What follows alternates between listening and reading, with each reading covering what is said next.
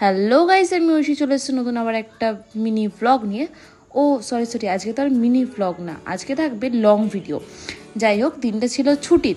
আর তোমাদের সাথে আরও কথা শুরু করার আগে আমি বলে দিই, তোমরা কিন্তু আমার চ্যানেলটাকে অবশ্যই লাইক, কমেন্ট আর শেয়ার আর সাবস্ক্রাইব করে দিও। যাই হোক, তো দিনটা ছিল ছুটি, সেই জন্য রেডি হয়ে বেরিয়ে পড়েছিলাম আমি আর মামা বাড়ি যাবো উদ্দেশ্যে। মামা বাড়িতে কী করতে যাবো হঠাৎ করে, কারণ তোমরা তো দেখো আমার ছুটি থাকলেও আমি কোথাও খুব একটা যাই না, মামা বাড়িতেও যাওয়া হয় না, কারণ সামনেই পয়লা বৈশাখ। আর এটা পয়লা বৈশাখের আগের ভিডিও।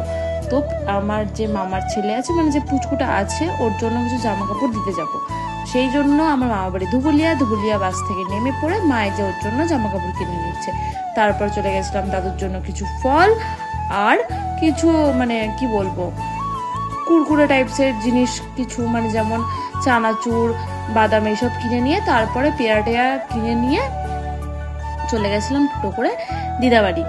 আর এই মানে গ্রামটার সাথে যে আমার ছোটবেলার কত রকম মেমোরি, মানে কি বলবো, অ্যাটাচ হয়ে আছে, আর কিছু বলার নেই। আর এই দেখো পুচকুটা আমাদের দিকে গট করে তাকাচ্ছে, মনে হচ্ছে কত না কতদিন ধরে চেনে। ও ঘুমিয়ে পড়েছিল, তারপরে হঠাৎ করে আমাদের আওয়াজ শুনে উঠে পড়েছে। আর দেখো আমার কোলে উঠে ক্যামেরাটা দিয়ে কিভাবে তাকিয়ে আছে, মানে ও দেখছে যেটা কোথা দিয়ে আলোটা পড়ছে বা এটা কি করছে দিদি। যাই হোক, করে টোলে নিয়ে নিলাম।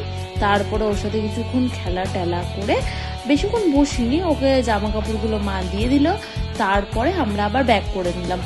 আর ব্যাক করছিলাম, মানে কৃষ্ণনগরের দিকে আসছিলাম। তারপরে না হঠাৎ কি মনে হলো যে মায়ের বেস্ট ফ্রেন্ড সাথে একটু মাকে দেখা করিয়ে নিয়ে আসি। তো সেই জন্য যেমন ভাবনা তেমন কাজ, কিছু বললামই না, মাসিকে গিয়ে সারপ্রাইজ দিলাম। মাসিকে ফোন করলাম যে আছো তো বাড়িতে, মাসি বললো হ্যাঁ। সেই জন্য টুকটুক করে চলে গেলাম মাসিদের বাড়ির উদ্দেশ্যে।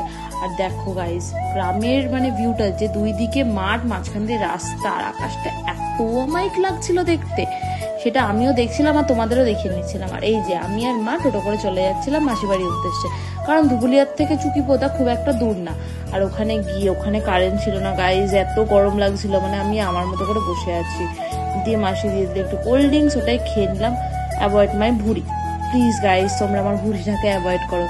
যাই হোক, আমি খেয়ে আগের থেকে অনেক মোটা হয়ে গেছি। যাই হোক, তারপরে বাড়ি যাওয়ার সময় ভাই, মানে মাসির ছেলে, ভাই হয় ওটা আমার, ও আমাদের স্টেশন পর্যন্ত নামিয়ে দিয়ে আসলো, ধুবুলিয়া স্টেশন পর্যন্ত। আর এইখান দিয়ে যাচ্ছিলাম, চারিদিকে শুধু আমবাগান আর আমবাগান, কত যে আম ঝুলছিল, শুধু মনে হচ্ছিল একটা ছিঁড়ে নি। যাই হোক, ওইসব আর কিছু করিনি, স্টেশনে চলে গেলাম, টিকিট কেটে নিয়ে তারপরে ট্রেনে করে চলে যাব বাড়ি। আর এই যে আমরা চলে যাচ্ছি, ট্রেনের মধ্যে খুব ভিড় ছিল, খুবই ভিড় ছিল। তারপরে ট্রেন থেকে নেমে টোটো করে চলে যাচ্ছিলাম বাড়ির উদ্দেশ্যে। আর এই দেখো মা আমার পাশে, এত গরম পড়েছে না এবার, আর থাকা যাচ্ছে না।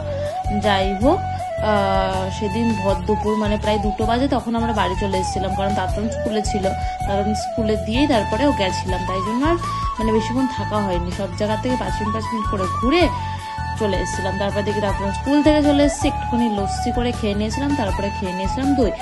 তারপরে লাঞ্চ করে একটুখানি শুয়ে নিয়ে সন্ধ্যাবেলা রেডি হয়ে বেরিয়ে পড়েছিলাম। কোথায় যাব? বারোদোলে যাব।